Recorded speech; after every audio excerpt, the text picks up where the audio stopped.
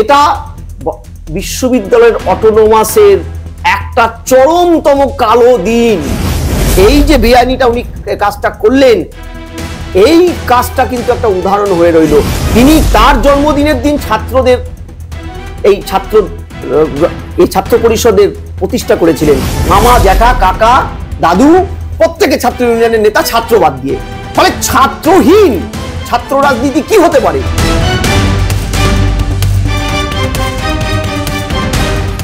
Sir, আপনাকে মাধ্যমে স্বাগত। 28 আগস্ট কলকাতা বিশ্ববিদ্যালয় যে দৃঢ়তার সঙ্গে পরীক্ষা নিয়ে দেখিয়ে দিল, কিন্তু বর্ধমান বিশ্ববিদ্যালয় তারা কেন পারলো না? কিভাবে দেখছেন বিষয়টা? বিশ্ববিদ্যালয়ের বিভাগ, সম্ভবত বাংলা বিভাগের দেখলাম এক্সামটা শুনেছে। আমি বলছি বিশ্ববিদ্যালয় অটোনোমাস, স্বশাসিত। এটা তৃণমূলও দেয়নি, সিপিএমও দেয়নি, কংগ্রেস দেয়নি। ভারতবর্ষের স্বাধীনতার আগে ঔপনিবেশিক শাসন ব্যবস্থা যখন এখানে তাদের দাঁত নোখ ভারতীয়দের উপরে হামলে পড়ছে, দাঁত নোখ উঁচিয়ে, সেই সময় ব্রিটিশ সাম্রাজ্যবাদের চোখে চোখ রেখে আশুতোষ মুখোপাধ্যায় এই কলকাতা বিশ্ববিদ্যালয় তথা ভারতবর্ষের বিশ্ববিদ্যালয়গুলোকে স্বশাসনের পক্ষে সওয়াল করেছিল। একটা টাকা তৎকালীন শাসকের থেকে তারা নেয়নি, যাতে পরবর্তীতে নাক গলাতে পারে। মুক্ত চিন্তার আধার বিশ্ববিদ্যালয়ে, এই বিশ্ববিদ্যালয়ে অটোনোমাস, কোনোভাবেই কোনো শাসক দলের কোনো একটি ছাত্র সংগঠন তাদের কোনো রাজনৈতিক কর্মকাণ্ড কোনো কিছুর জন্য ব্যাঘাত ঘটতে পারে না, যদি না বিশ্ববিদ্যালয় কর্তৃপক্ষের সিন্ডিকেট আর তার ইসি মিটিং করে সিদ্ধান্ত নেয়। যা বর্ধমান বিশ্ববিদ্যালয় এই যে তাবেদারিটা করলো, একটা উদাহরণ সেট করলো শাসক দলের তাবেদারির, এটা বিশ্ববিদ্যালয়ের অটোনোমাসের একটা চরমতম কালো দিন ইতিহাসে লেখা থাকবে। আমরা বামেদের সময় অনিলায়নের কথা বলি, শিক্ষায় দলতন্ত্র ঢুকেছিল, সন্তোষ ভট্টাচার্যকে কাজ করতে দেয়নি তোমার সিপিএম, তাদের ছাত্র সংগঠন। আজকে একই ইতিহাসের রিপিটেশন আমরা তৃণমূলের সময় দেখছি, একটার পর একটা। যেখানে ভারতবর্ষের অন্যতম পুরনো বিশ্ববিদ্যালয় ক্যালকাটা ইউনিভার্সিটি, তাদের সিন্ডিকেট, তাদের ইসি স্ট্যাচু মেনে পরীক্ষা করিয়ে দিয়ে শাসকের চোখে চোখ রেখে বুঝিয়ে দিল বিশ্ববিদ্যালয়ের অটোনোমাস এটা সোনার পাথর বাটি নয়। কোন শাসক, তৃণমূল, বিজেপি, সিপিএম, কংগ্রেস, কারণ কোন নেতার ক্রিয়নক পুতুল নয় বিশ্ববিদ্যালয়, তাদের আইন। তাহলে আজকে এই বর্ধমান বিশ্ববিদ্যালয় কিংবা তার পাশেই সদ্য গড়ে ওঠা বিশ্ববাংলা বিশ্ববিদ্যালয়, কিংবা আজকে সুরেন্দ্রনাথ কলেজের একজন সান্ধ্যকালীন কলেজের অধ্যক্ষকে দেখলাম ওই ছাত্রদের ওই হলুদ রঙের জামাটা পরে এত বড় মমতা ব্যানার্জি আর মানে অভিষেকের লোগো দেওয়া, তৃণমূলের লোগো দেওয়া একটা ব্যাচ লাগিয়ে কার্টুনের মতন ঘুরে বেড়াচ্ছেন। এই যে মেরুদণ্ডটাকে বিক্রি করে দিচ্ছেন একজন অধ্যক্ষ দলের ক্যাডারের ভূমিকা নিচ্ছেন চাকরি করাকালীন, সেটা আইনের, সংবিধানের, বিশ্ববিদ্যালয়ের যে স্ট্যাটু, আইন, সবকিছুর সম্পূর্ণ পরিপন্থী। আমি বলছি এই যে বেআইনিটা উনি কাজটা করলেন, এই কাজটা কিন্তু একটা উদাহরণ হয়ে রইল। যেখানে ভারতবর্ষের একাধিক স্বাধীনতা সংগ্রামী, তার মধ্যে বাংলার অধিকাংশই, নেতাজি সুভাষচন্দ্র বসু ছাত্র রাজনীতির পক্ষে সওয়াল করেছিলেন। কিন্তু ছাত্র রাজনীতি মানে এটা নয় যে 60 বছরের বৃদ্ধ ছাত্র কিংবা একজন মাত্র 69% পাওয়া উচ্চ মাধ্যমিক পাশ করা এক ছাত্র, তথাকথিত ছাত্র নেতা দাঁড়িয়ে থেকে ভিসি একজন মাননীয় উপাচার্যকে বলছে দেখে নেব, খেলা হবে, আমরা ইঞ্চিতে বুঝে নেব, আপনার শিক্ষাগত যোগ্যতা নিয়ে প্রশ্ন। একজন গোল্ড মেডেলিস্ট প্রাক্তন ছাত্র ক্যালকাটা ইউনিভার্সিটির। এটা ছাত্র রাজনীতি? এটা এই কল্পনাটা যদি একটা বারের জন্য আমাদের স্বাধীনতা সংগ্রামী নেতাজি সুভাষচন্দ্র বসু, আশুতোষ মুখোপাধ্যায় থেকে শুরু করে একাধিক যারা ছাত্র রাজনীতি সপক্ষে সওয়াল করেছিলেন তারা করতেন, তাহলে বিশ্বাস করুন আজকে তারা ছাত্র রাজনীতির পক্ষে সওয়াল করতেন না। আমি একটা কথা বলি, আজকের দিনটা তো তৃণমূল ক্লেম করে যে তাদের নাকি ছাত্র পরিষদের প্রতিষ্ঠা দিবস। আমি বলছি এখানেও কিন্তু একটা চর্যবৃত্তি তৃণমূল করে রেখেছে। আজকের দিনটা মূলত 28শে অগস্ট বিধান মানে অতুল্য ঘোষ, যিনি একটা সময় স্বাধীনতা সংগ্রামী ছিলেন এবং ভারতবর্ষের রাজনীতির অন্যতম নক্ষত্র বলতে পারেন, উজ্জ্বল নক্ষত্র, কংগ্রেস করতেন, পরবর্তীকালে রাজনীতি সন্ন্যাস নিয়েছিলেন। এই অতুল্য বাবু, আজকে অতুল্য বাবুর জন্মদিন 28শে আগস্ট। তিনি তার জন্মদিনের দিন ছাত্রদের এই ছাত্র পরিষদের প্রতিষ্ঠা করেছিলেন। তৎকালীন ভারতবর্ষের প্রধানমন্ত্রী অতুল্য বাবুর খুব কাছের স্নেহধন্য জওহরলাল নেহরু এর প্রতিবাদ করেছিল বলে অতুল্য ঘোষের সাথে দীর্ঘ বাকযুদ্ধ, বাক লড়াই, মনোমালিন্য পর্যন্ত হয়ে গেছিল।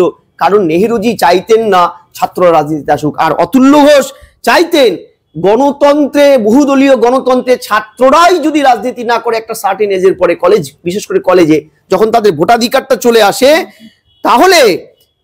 তাহলে যদি নাই করে তাহলে গণতন্ত্রটা বুঝবে কি করে? আজকে ঠিক মমতা ব্যানার্জি দেখুন কি চরম রসিকতা, আজকে ছাত্র রাজনীতি, তাও এটা চুরি করা রাজনীতি। অন্যের থেকে ছাত্র, এই যে আজকে ছাত্র পরিষদ বলছে তৃণমূল ছাত্র পরিষদের প্রতিষ্ঠা দিবস, আমি বলছি ইতিহাস ঘাটুন, এটা কোনোভাবেই তৃণমূল ছাত্র পরিষদের ইয়ে নয়। আজকে অতুল্য ঘোষের প্রতিষ্ঠিত, তার জন্মদিনে প্রতিষ্ঠিত ছাত্র পরিষদের জন্মদিন, যেটা করতে গিয়ে তাকে তৎকালীন ভারতবর্ষের প্রধানমন্ত্রী, অন্যতম স্বাধীনতা সংগ্রামী ভারতবর্ষের প্রথম প্রধানমন্ত্রী জওহরলাল নেহরুর সাথে পর্যন্ত লড়াই করতে হয়েছিল। এবং তিনি বাঙালি ছাত্রদের রাজনৈতিক সচেতন করতে যে নেতাজি বা আশুতোষ বাবুর যে দীর্ঘদিনের স্বপ্ন, সেটাকে কার্যকর করেছিলেন। স্যার আমরা দেখতে পেলাম যে ভিতরে স্নাতকের পরীক্ষা হচ্ছে, বাইরে টিএমসিপির বাইক মিছিল হচ্ছে, কেক কাটা হচ্ছে, চিৎকার, একটা পরীক্ষা চলছে, তার একটা মানে পরিবেশ লাগে। সেক্ষেত্রে এই ধরনের যে কি বলে এই যে চারিদিকে আওয়াজ বা এই যে সবকিছু হলো, কি দেখছেন না? তৃণমূল, দেখুন তৃণমূল কংগ্রেসের ছাত্র, আমি যেটা আপনাকে বলছিলাম যে মনোজিৎ মিশ্র মডেল তো, এই যে তাদের যে তিনাঙ্কুর, তিনি পশ্চিমবঙ্গের ছাত্র রাজনীতির মুখ। কবে বলুন তো, কবে ওর পাশ করে বেরিয়েছে বিশ্ববিদ্যালয় কলেজ? ও ছাত্র। তৃণমূলের ছাত্র রাজনীতির যারা ছাত্র, তারা কেউ ছাত্র নয়। অদ্ভুত, পৃথিবীর এমন একটি তৃণমূল কংগ্রেস নামক দলটির এমন একটি ছাত্র সংগঠন তারা করে যেখানে কেউ ছাত্র নেই। মামা, জ্যাঠা, কাকা, দাদু প্রত্যেকে ছাত্র ইউনিয়নের নেতা, ছাত্রবাদ দিয়ে। ফলে ছাত্রহীন ছাত্র রাজনীতি কি হতে পারে? ছাত্রদের পরিস্থিতি, ছাত্রদের অভাব, ছাত্রদের অভিযোগ, এগুলো হৃদয়ঙ্গম তারা করতে পারবে না, তারা করবে দখলদারি ছাত্রদের নাম করে।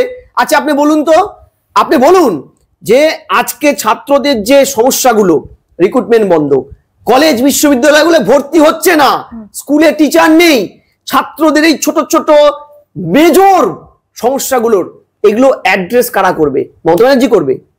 মমতা ব্যানার্জি আজকে দেখলাম তিনি স্টেজে ঠিক চিরাচরিত ভঙ্গিতে, তিনি এবং তার ভাইপো অভিষেক, তারা চিরাচরিত ভঙ্গিমায় ওই মঞ্চটা কাঁপিয়ে ছাত্রদের, কোমলমতি ছাত্রদের সমস্যাগুলোকে বাইপাস করে তিনি কেন্দ্রকে আক্রমণ করলেন। তিনি অনেক ভাষা জানেন, তিনি বই লিখবেন, বই মেলায় বই বেরোবে, কেন্দ্র ঘরে ঘরে এসে ভোটার লিস্টের নাম কেটে দিচ্ছে।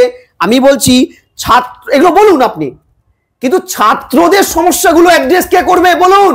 ছাত্রই তো করবে। তারা কারা করছে এগুলো? মনোজিৎ মিশ্ররা, যারা ছাত্র তো নয়, এরা মামা, জ্যাঠা, কাকু হয়ে গেছে। তারা যখন ছাত্র রাজনীতিতে ছাত্রদের দ্বন্দ্বমুণ্ডের কর্তা, ভাগ্য বিধাতা হয়ে দাঁড়ায়, তখন তো পরীক্ষার সময় স্লোগানিংটা হবেই ম্যাডাম।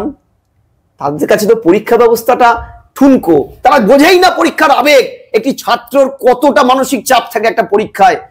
তাই পরীক্ষার চলাকালীনও তারা বাধ্য করে, বা তাদের পেটোয়া অধ্যক্ষ সবকিছু ভুলে গিয়ে তাদের গেঞ্জি, তাদের লোগো পরে সম্পূর্ণ সরকারি ব্যবস্থা, জনগণের ট্যাক্সের টাকায় গড়ে ওঠা একটি কলেজের পবিত্রটাকে নষ্ট করে দলীয় প্রচারে লিপ্ত হয়। এটাই তৃণমূল, এটাই তাদের ছাত্র রাজনীতি। যে দলের ছাত্র দলটাই, সংগঠনটাই চুরি করে আনা অন্যের থেকে, তাদের আবার ছাত্র রাজনীতি। 7 বছর 8 বছর ভোট করে না।